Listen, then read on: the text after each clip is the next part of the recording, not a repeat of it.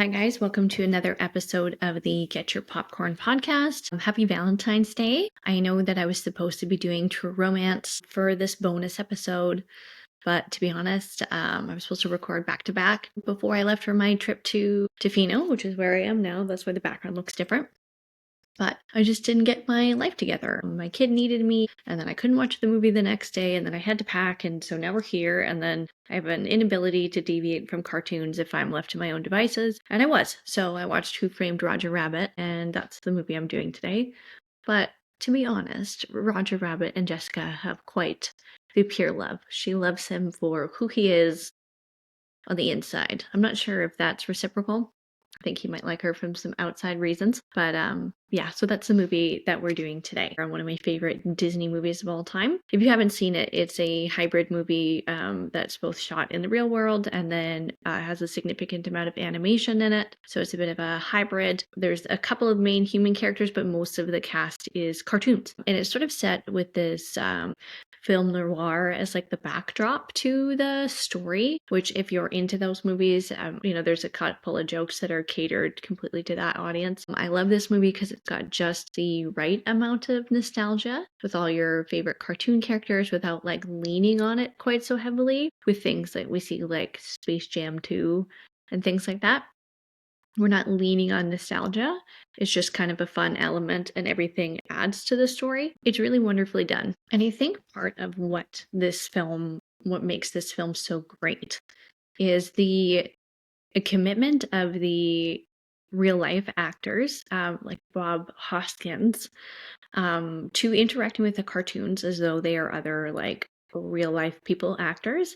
Very similar to how the Muppet Christmas Carol is done, where Michael Caine is acting as though none of the characters around him are Muppets and are just other actors. Bob Hoskins does this brilliantly in this film as well. He's able to deliver a lot of heart in this film. I think it's really unexpected how emotionally ramming that this film is, and because of his performance in particular, this goes from being kind of like more of a run-of-the-mill kind of like cartoony, silly comedy to really being grounded, and his character has like quite a bit of development. And I think it's in most part into his choice to not try and be funny, not try and be silly, not try to engage with these characters, but let the kind of chaos ensue around him and to be the straight man to Roger Rabbit and the craziness of the movie. So this film came out in 1988. It is based loosely on a story called Who Censored Roger Rabbit that came out in 1981. Disney purchased the rights for the film. It took them a couple of years to get it off the ground, and then some budgeting issues. Initially, they wanted to try and do the film for $30 million, but they ended up needing a budget of $50 million. Even with the budget of $30 million, it would be the most expensive animated film produced at this time. Jeffrey Katzenberg, who was one of the chairmen at Walt Disney Studios at the time, really pushed to have Roger Rabbit made. He felt like it was going to help pull Disney's animated films out of their slump. They went through sort of what they call like a dark period, sort of following like the Jungle Book era, and then dipped down what they think in quality. And this sort of film pulled it out. And then with the next year's release of The Little Mermaid, we saw what's called the Disney Renaissance. So Roger Rabbit really kicked that off. I mean, I think there's some great Disney movies in what they call the dark period, because that's when The Great Mouse Detective was released, and I stand by that movie. I think it's really good. But this sort of kicked off the Disney Renaissance. This film features not only Disney characters, but also Warner Brothers licensed characters as well. There's a scene where both Daffy Duck and Donald Duck are dueling piano players. We also have a scene where Bugs Bunny and Mickey Mouse are interacting. In order for those agreements to happen, the other studio heads wanted their characters to have the same representation time down to like the second in these scenes. So we'll go into casting a little bit. So Bob Hoskins plays Eddie Valiant. He is the lead sort of detective, private eye, that is the driving kind of force in this story. We learn a little bit about his backstory and where he's at. He's our protagonist in the film. He's responsible for sort of kicking off Roger Rabbit's storyline and then helping assist him in the rest of the plot. Initially, Steven Spielberg, who was involved in this film, wanted Harrison Ford to play this role, but his price was too high to fit within the budget. Chevy Chase was then approached, and he said no, he wasn't interested. And I think that's a great choice for everyone. I just don't think Chevy Chase would have been able to pull off the emotion that Bob Hoskins does. He just isn't that caliber of an actor. Bill Murray was offered the part, but he had other commitments to projects. There's a story that Eddie Murphy tells that he was offered the part and he turned it down because he didn't want to be in a cartoon. And then when the movie came out, he saw it and he was like devastated he wasn't in the film. And because of that, when Mulan and Shrek both offered him roles, he took them. He said, "I take any animated film now," because he regrets missing out on Roger Rabbit. And I do think that Eddie Murphy it would have been a different portrayal than Bob Hoskins does, but it would have been equally as good. Like, we've seen that Eddie Murphy, despite some of the terrible movies he's made, is very talented. He's fantastic in Dreamgirls. He's a really good actor, and I think he could have done the role really well. Other offers were Robin Williams. I think, thank God. I know I'm going against the 90s kid grain here, but I just don't get the hype on Robin Williams. I don't think he's funny, and I don't know, he would just never been for me. Robert Redford was offered it, Jack Nicholson, which I think would have been odd. Sylvester Stallone would have tanked the movie. He's not a good actor either. So those were just a few of the other people that were selected, but again, ultimately it went to Bob Hoskins. And for Roger Rabbit, Paul Rubens was initially going to be the voice. He auditioned for it. He was one of the early people to test for it. He tested for it in the early 80s while it was still kind of in development. And Paul Rubens, for those of you that don't know, is Pee Wee Herman. The role eventually went to Charles Fleischer. Kathleen Turner provided the voice of Jessica Rabbit. And then for Judge Doom, initially Tim Curry auditioned, who I think could have played it really well. I do love Christopher Lloyd's performance, who was the one that was actually cast, but I do think Tim Curry would have done an amazing job. John Cleese expressed interest, but when he auditioned, they found him to be not scary enough. Peter O'Toole and Roddy McDowall also auditioned, but they were both not right for the part. Ultimately moved to Christopher Lloyd because they felt like he was nightmare fuel for children. And as somebody who watched this as a small child, boy, did they hit the nail on the head. So Richard Williams was sort of the head of animation for this film, and he had some issues with the way Disney ran their production. So he actually refused to do any of his work in LA. And they actually accommodated him in a studio in England to work. Essentially, what kind of got him on board to be able to play a little better ball with Disney and with Steven Spielberg, who was producing this, is they agreed to help him finish The Thief and the Cobbler, which was a film that he was working on that he had to sort of abandon, his unfinished film. So they promised to distribute it in exchange for his cooperation. The film and the filming took a lot longer to do, and the budget really skyrocketed from that initial $30 million. Over the course of the film, it raised to $40 million, and Disney was threatening to cancel the production, and then Jeffrey Katzenberg talked them out of it, but the eventual price tag for the movie was $50 million. So VistaVision cameras were used to capture the live action portions of the film, and then the animators went in afterwards to sort of put the images on the film. Rubber mannequins were made of a few of the characters, including Roger Rabbit, Baby Herman, and the Toon Patrol, in order to get the actors to kind of look where they needed to look during the scenes. Some of the live action props that were used by the animated characters were then held by animatronics or manipulated by strings in order to move the object around, and then the cartoon character was sort of visually dubbed in afterwards. So editing for this film took 14 months because sort of CGI and computers were not at the same level that they are now. They were not able to do this quickly. The animators had to go in frame by frame and actually draw what was happening into the frame. And I believe there's about 11 frames per second of film. This movie's 2 hours long. So think how much the animators are actually having to draw all of this on. So Roger Rabbit ended up being the second highest grossing film of 1988. It has a 96% approval rating on Rotten Tomatoes. I know not everybody goes by that. Roger Ebert gave it 4 out of 4 stars. I often find myself sort of agreeing with where Roger Ebert puts films. This film is so much more than just a cartoon. And I think critics really picked up on this. I watch it about once a year or so, and I find that I always pick up more jokes. It's such a clever film. The movie doesn't take itself too seriously, but it is playing on a couple of these tropes that I do find entertaining to watch. A little bit of that nostalgia, a little bit of the crime noir, and then of course like just the silly like loony tuniness of like old school cartoons. It's one of my favorites. This film was nominated for 6 Academy Awards for Best Art Direction, Best Cinematography, Best Film Editing, Best Sound Effects Editing, Best Visual Effects, and a Special Achievement Award. It won for the Special Achievement Award, Best Visual Effects, Best Sound Editing, and Best Film Editing. That's pretty darn good for an animated film. Often not nominated. This is before Beauty and the Beast made its sort of historic nomination of being nominated for Best Picture, and we've seen a few animated movies since then.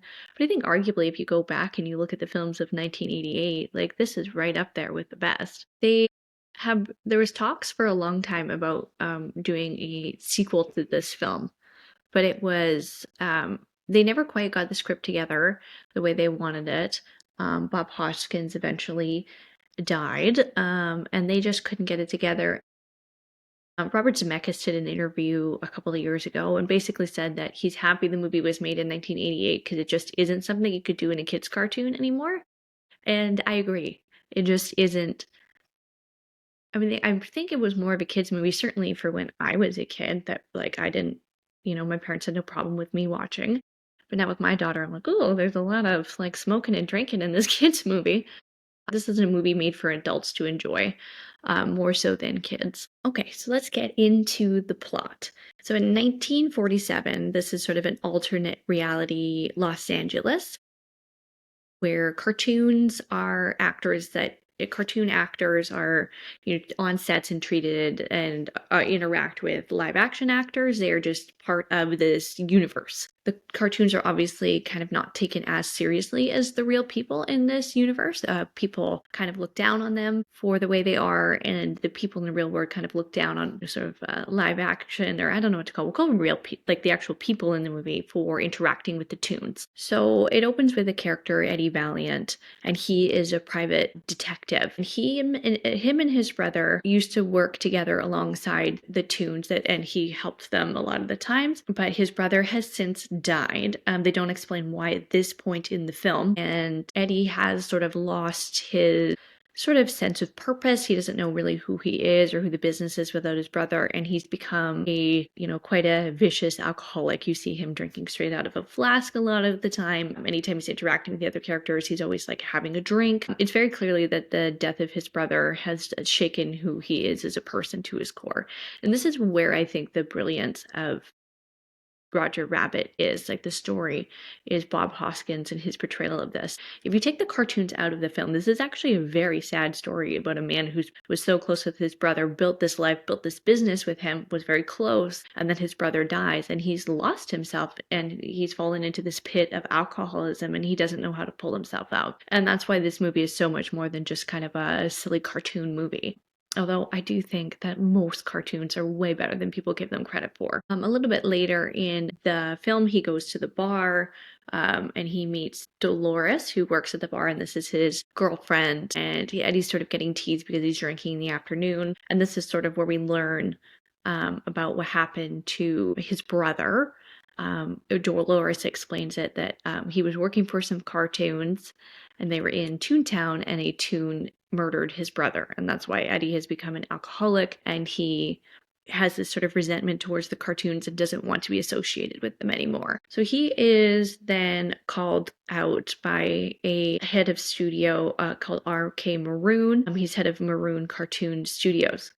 And he hires Eddie to investigate a rumor following Roger Rabbit's wife. Now, Roger Rabbit, we see in a clip at the very, very beginning of the film, kind of before the film actually starts going. It's almost done like a little cartoon that would play before a theater film in the 90s, back when you'd get like a cartoon, a newsreel, and then the film. So it's just a little kind of cartoon short before the film starts that we get to see Roger Rabbit. And he's interacting with this baby. He's been told by the mother to babysit this kid, and chaos kind of displays. The baby's climbing over the counters and dishes are breaking. It's very much like any sort of like a Bugs Bunny episode you would have seen. And then at the end, they kind of yell cut, and the baby, turns out this cartoon is actually like a grown-up man that's just an actor that's been playing a cartoon. And so he's having cigars and he's drinking and he's slapping actresses on the butt. It's very funny.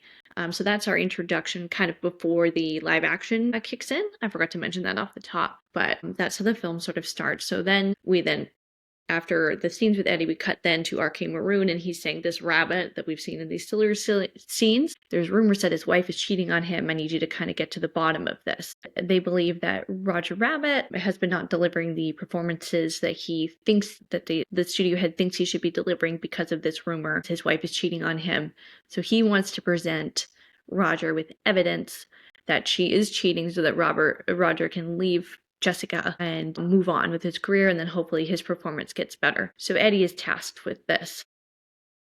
So Eddie goes down to I'm not sure what it's supposed to be, sort of like a variety show where she works. This is where we get a pretty famous scene of Donald Duck and Daffy Duck having this like piano battle where they're playing the songs and trying to outdo each other. And eventually they get into this big fight and they both get yanked by one of those old-fashioned hooks off the stage.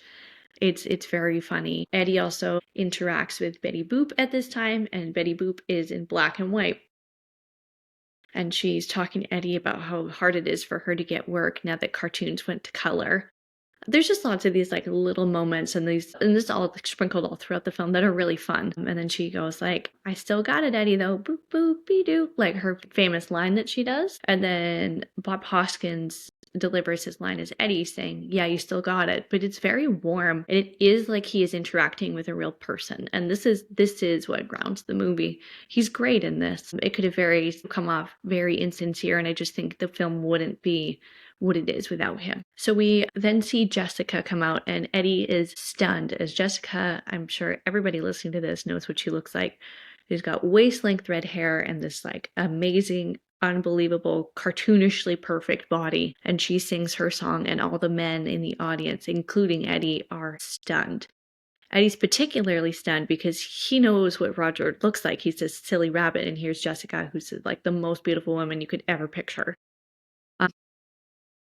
And she comes out and performs. Following the performance, Eddie goes backstage trying to find her and find evidence of it, the affair. And she finds out that Jessica is actually cheating with Marvin Acme, who is the head of the like joke and prop organization or business that the cartoons use. And we see this all the time through Bugs Bunny cartoons. Acme Supplies with the fake bombs and the hand buzzers and all the things. So Eddie is trying to get pictures, and he goes in and he tries to like look through the keyhole. He's discovered by this bodyguard who's this giant gorilla who he then gets in a fight with and is thrown out of the door.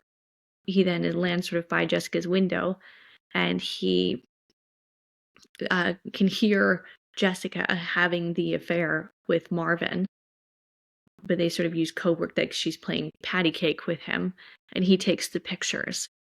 We then cut back to R.K. Maroon's office, where Eddie is showing the photos to Roger, and Roger can't believe it. Jessica's the love of his life. He doesn't know what to do. He then shows the pictures, and it does show like them playing like literal patty cake, which I just thought was funny. And Roger is so upset, and he is offered a drink he takes it and his like throat starts to burn. And he has this cartoonist thing where he like steams out of his ears and bursts up like a rocket and then like bolts through the window.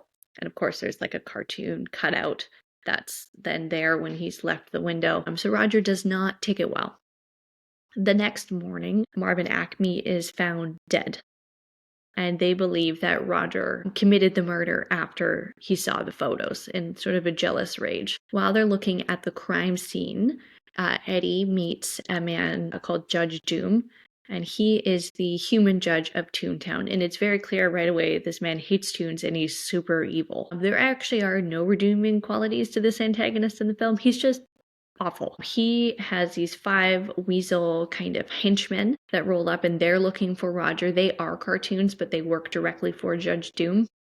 Judge Doom then also explains that he's trying to clean up Toontown, and he has invented this, what he calls is a dip, and it's this chemical concentration of acetone, benzene, and turpentine, and it kills Toons.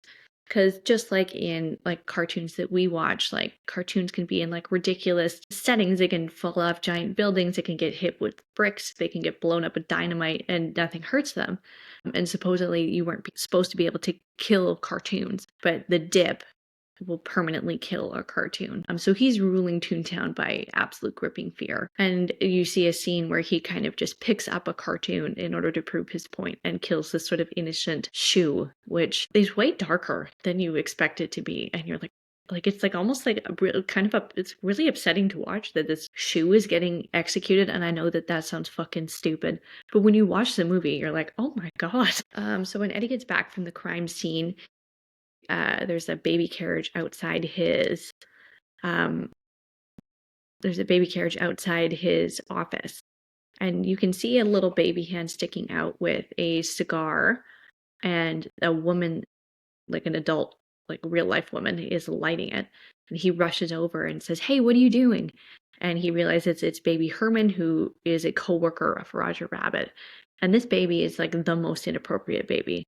He like keeps calling this woman toots, and he like slaps her on the ass, and like it is so inappropriately funny. And this movie could definitely not be made today because it just wouldn't fly in a kids movie. But it's the 80s. He explains that he doesn't think that Roger was capable of killing him, and he thinks that this is all about Marvin Acme's will. Marvin Acme was the mayor, kind of the head of Toontown, and he promised Toontown to the Toons. And so he believes that Acme was taken out and his will was taken so that whoever could claim the rights to Toontown and have the control and the power, and that Roger is just sort of a patsy in this whole thing. And when Eddie kind of dismisses him and goes into his office, he finds that Roger is sitting there and waiting for him. Roger insists to him that he has been framed. He didn't do this. He loves Jessica. All he wants is Jessica back.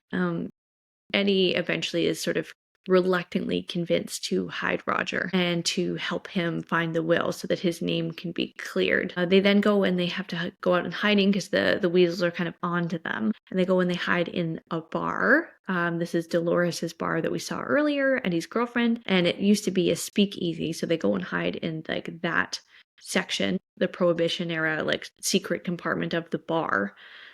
While Judge Doom and the weasels come into the bar to investigate. And they know that Roger's there and they're trying to get him to come out. And Judge Doom knows that any cartoon cannot resist the shave and a haircut little song. And if you don't know what I mean the like doot doo doo doo doo doot. And so he just keeps doing the doot doo doo doo doo and not finishing it. And he says, no tune can resist shave and haircut. And Eddie just thinks it's ridiculous. He's sort of peeping out through the like little lookout. And he kind of rolls his eyes like, oh, we've got this in the bag, it's fine. And he looks over and Roger's got himself all twisted up and he's shaking and vibrating.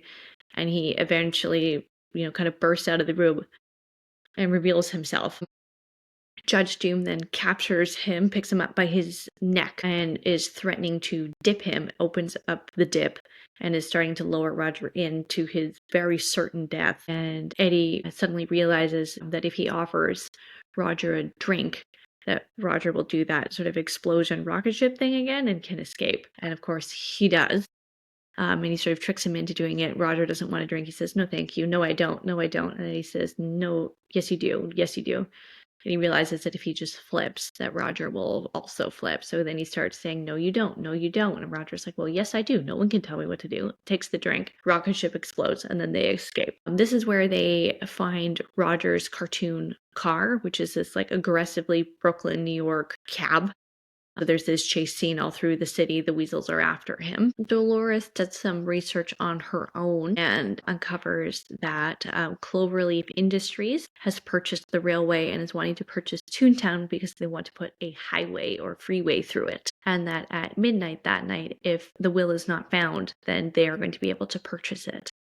And so they've figured out the why of why Marvin Acme was murdered and his window was stolen, or his will was stolen. Eddie and Roger are taken to a movie theater by the cab to kind of hide out and kind of wait to see what they're going to do next.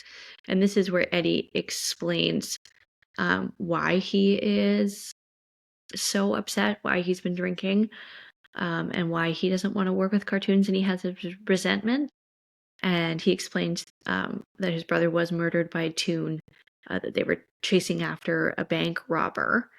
And the Toon dropped a piano on his brother's head and he died. And I think any other actor delivering that line might make it funny. Bob Hoskins, like, you're just like, your heartstrings just pulled out. You're like, oh my God, a Toon dropped a piano on his brother's head. And it's not funny at all. It is like, I can't even say that line with a straight face. Like, a Toon dropped a piano on his brother's head and his brother died. That in a cartoon is hilarious, but in this movie is very sad and you really feel for Eddie. So while they're sort of talking, a newsreel comes on. Like I said, these are the things that used to play before movies, and Eddie sees that Arcane Maroon has sold his studio to this Cloverleaf company.